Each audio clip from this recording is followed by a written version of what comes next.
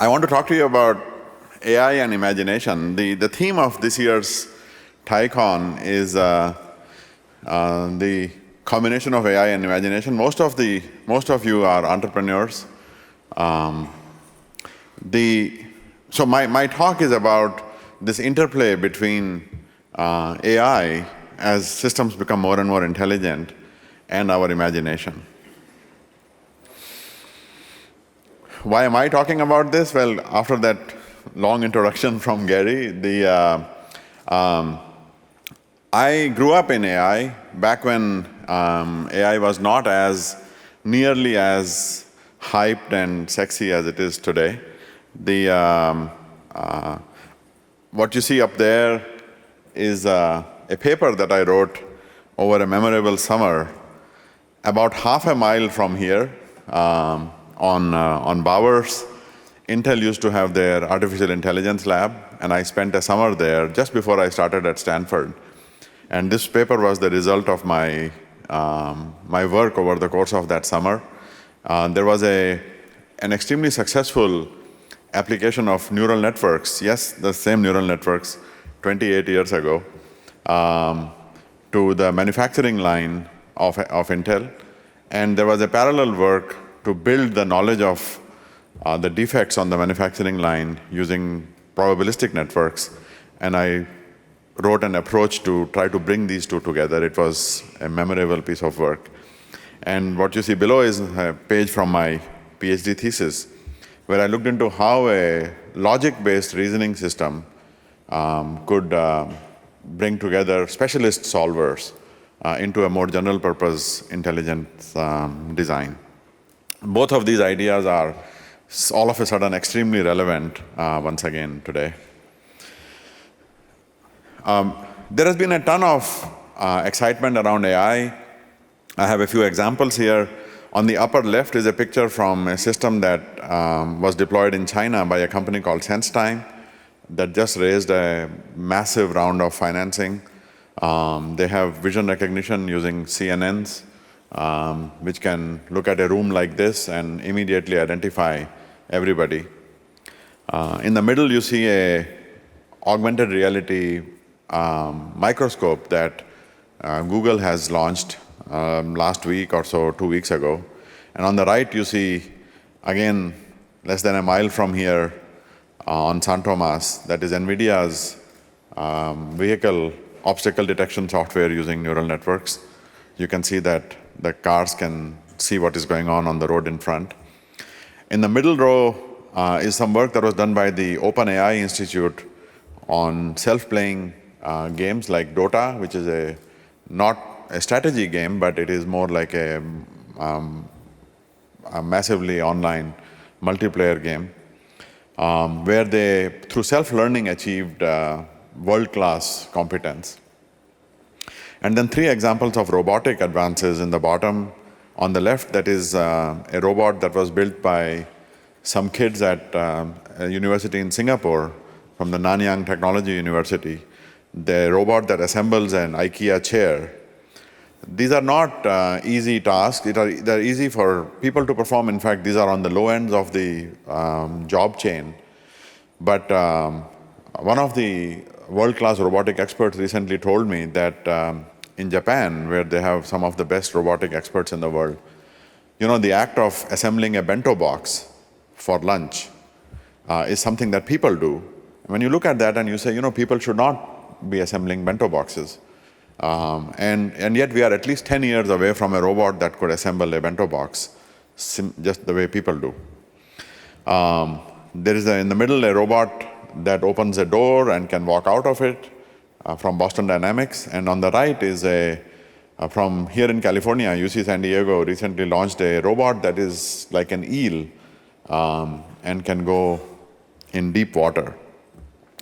So some really extraordinary advances going on in AI. And yet at the same, and of course, this is the squad leaderboard from last night when I sent my slides in. Squad is the Stanford question answering data set for analyzing natural language and being able to answer questions, similar to SAT or GRE exams, reading comprehension. You can see that the top row there is the human performance. It's around 82.3. And the next 6 rows after that are all beating human performance. And you can also see that 4 of those 6 are from China.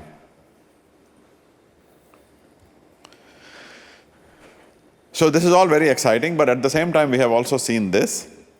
On the upper left is the accident that happened in Arizona last month, or month before last, where this Uber self-driving car, and there was a driver inside, but the car was driving itself, hit a passenger, hit a pedestrian.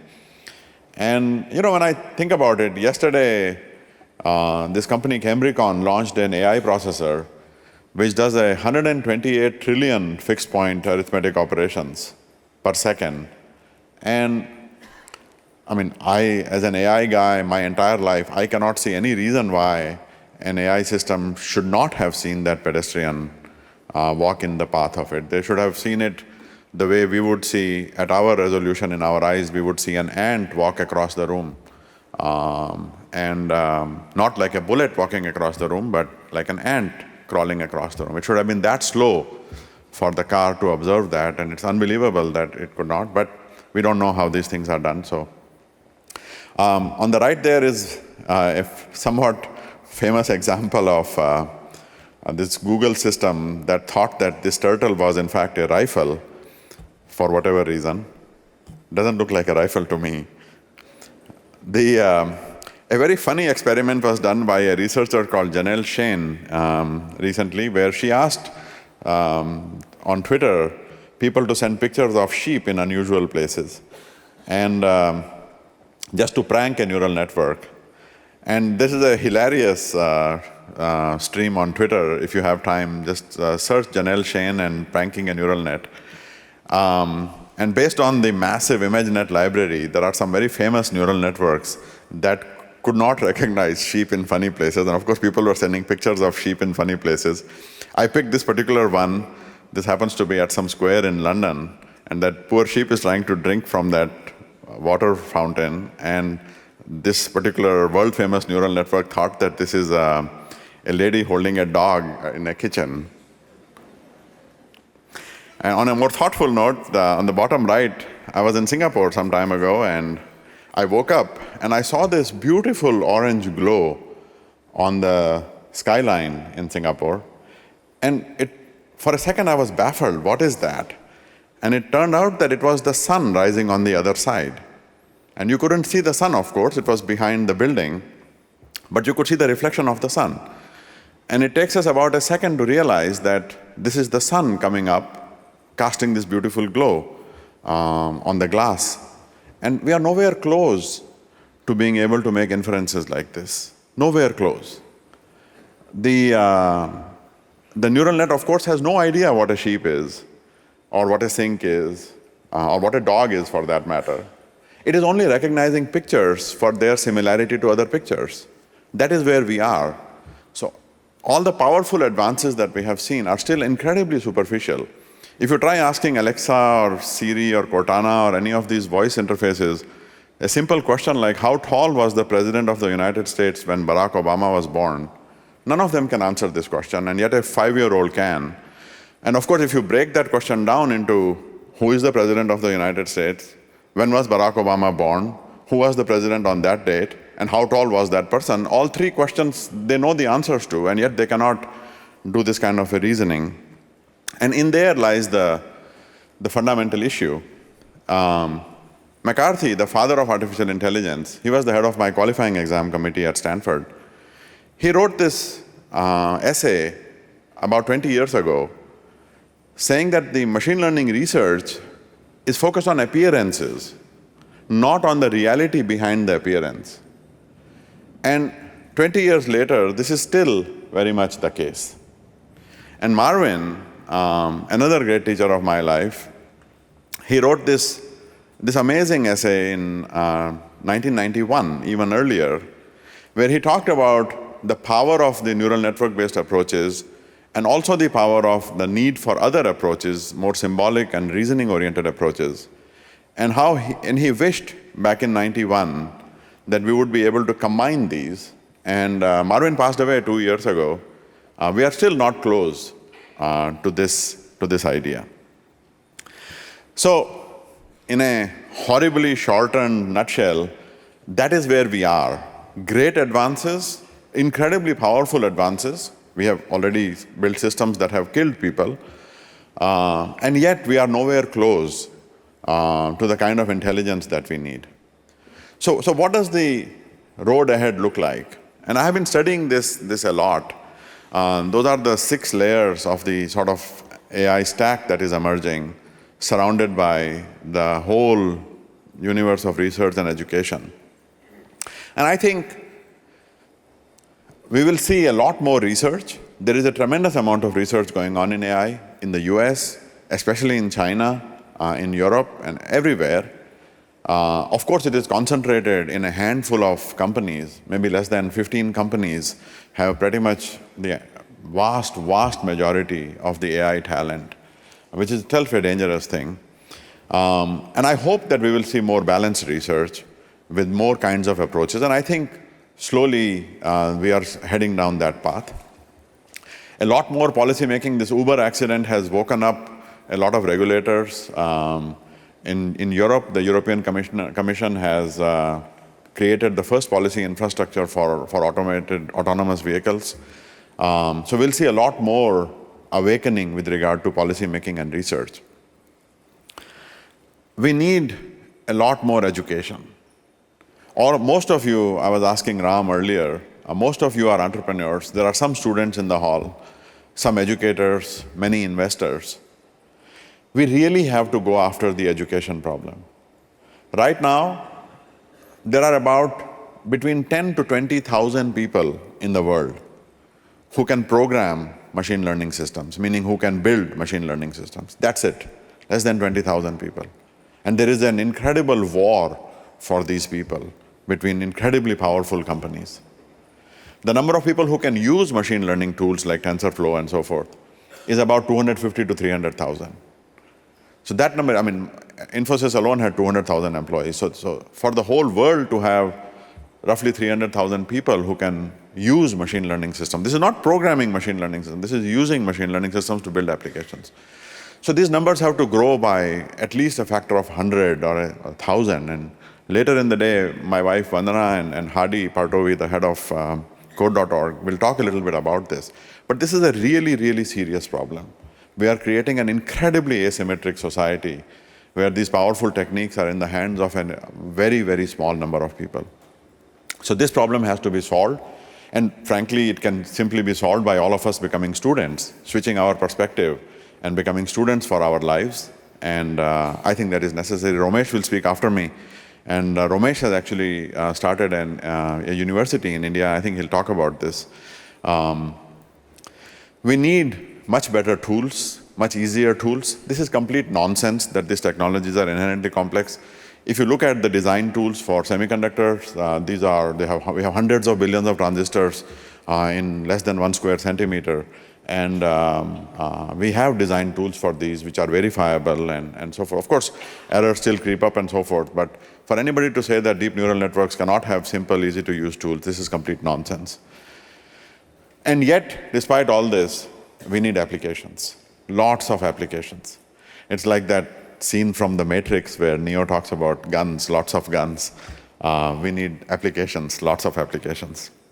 And I hope that the entrepreneurs who are in here will think about this and the design and construction of these AI applications, whether it is radiology for rethinking healthcare and understanding CT scans and MRIs and X-rays and all of these, or understanding seismic data in oil and gas, or automating vehicle damage identification, at least pre-screening that for insurance companies, or understanding safety, retail behavior inside stores. I mean, in every industry, there are incredible applications that can be built with the technology, and it is only limited by our imagination.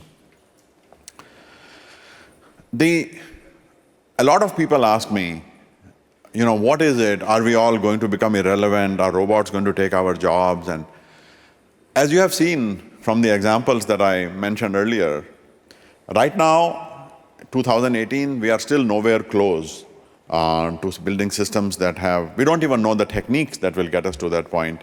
The kinds of things that Marvin wrote about in the Society of Mind and so forth are still quite a bit into our future. But there will come a time, maybe not in our lifetimes, perhaps in our children's lifetimes, where we will have systems that will have the general intelligence of humans, or perhaps even beyond that. Even though right now we are not there, this is likely to happen. And so people ask me, what do you do in a situation like that? What happens when, when machines have that much intelligence? I had a shocking experience when I first came to Stanford. I was directly admitted to the PhD program, and I went to talk to my advisor, and I asked him, what do you want me to work on? And he said, I have no idea. And I was shocked by that. I grew up in India. I went to school I did my undergraduate studies in Syracuse, so I had spent a few years here. But I was still I had grown up in the Indian way, and I was shocked that my advisor will not tell me what problem to work on. And it put me into an existential crisis for a few months, and I said, wow, you are supposed to have a list of problems, and you give me one, and then I work on that. And he says, no, you find your own problem. We judge if that problem that you have found is good enough or not, and then you solve that problem, and then we judge if the solution is good enough or not, and then you get a PhD. And if this is not what you had in mind, then Stanford is not the right place for you. And so in those days, I watched a talk by John McCarthy where he was talking about search. Not Google kind of search, but like a robot planning how to navigate a room or search of that sort. And he said that articulating a problem is half the solution. And that line sort of changed my life. That I realized that before problem solving, there is such a thing as problem finding. And what is problem finding? And when you think about what is innovation, what is it that entrepreneurs actually do? They look at the world and they see what is not there. Our senses, our eyes, our brains are programmed to see what is there. We are not programmed to see what is missing.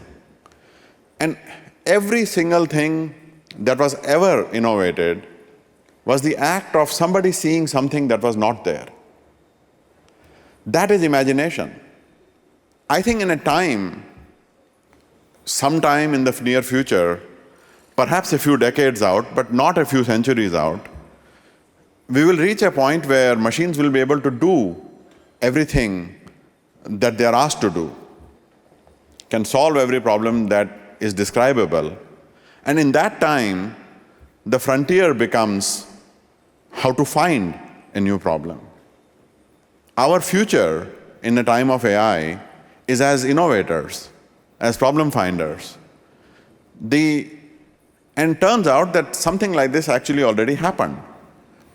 About 550 million years ago, and a really very short time frame in the grand scheme of things, in the geological time scale, this incredible explosion happened of life. It was called the Cambrian explosion. And you can see it is the pink, wide pink area. That's the biggest expansion of life in our planet's history. So what was happening at that time? It turns out, and we have just in the last few years figured out what happened in the Cambrian explosion. It turned out that up until that point, life was basically underwater, because above water there was not livable. And water was too dark, so there was no ability to see. You did not need to see because it was completely dark. But as oxygen started to show up in the atmosphere and the life started to come out of the water, basically it was easier to survive outside water because the predators and the prey, that equation was not there outside water. And so the reason for the greatest explosion of life in our planet's history was the need to see, to survive in the light. So some species developed eyes in their legs, in their knees. Some developed many eyes, some developed 2 eyes in the front like we did. All this explosion of life was actually the explosion of the ability to see. And I look at the time today and I see that we are either people who do what other people tell us to do. These jobs, where we wait for somebody to tell us what to do, are all going to be done by machines. Then there are people who look at the world and see what is not there and apply their imagination and think of something new that could be, that would make things better, that would improve the situation around. And this is our future, I think. So entrepreneurship, innovation, and imagination amplified by AI is the destiny that can keep us going in the long run. A lot of people ask me, what am I working on? One of my friends came from India yesterday and he was telling me that, Vishal, there are like 500 million people trying to figure out what is it that you are doing. And that is the Captain Marvel logo, by the way, those of you who have seen the movie. Anybody saw the movie over the weekend? Avengers Infinity War? Oh, come on. Nobody saw Avengers Infinity War? It's like the biggest opening ever. Oh, thank you. At the end of the movie, after the credits, now I cannot even tell you what this logo is about. All I can say is that if you watch the movie, wait until after the credits and then you'll understand. I'm taking some time off. I have been hanging out with my family. I have been on this treadmill for the last 16 years and I have taken this long overdue time off. But I'm passionate about 3 things, about how AI can really help rethink the way businesses are run in all industries. That is one. How we can bring entrepreneurship, this idea that I just talked about, to a global scale. And the third one, how AI can amplify our humanity. There's an asterisk there because that's actually my wife's work and I'm helping her. So stay tuned. Thank you very much.